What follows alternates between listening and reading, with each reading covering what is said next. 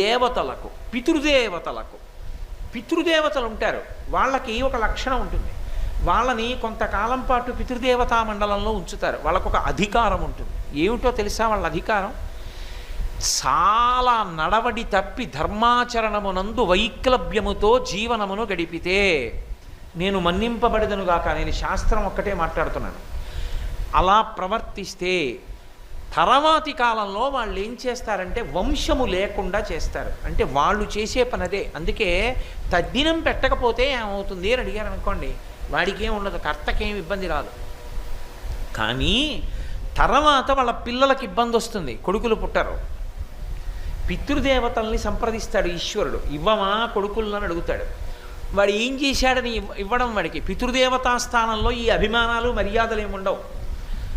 ఇవ్వక్కర్లేదని చెప్తారు పితృదేవతలు. కొడుకుల్ని ఇవ్వరిక. కర్మసంతానం ఉండదు.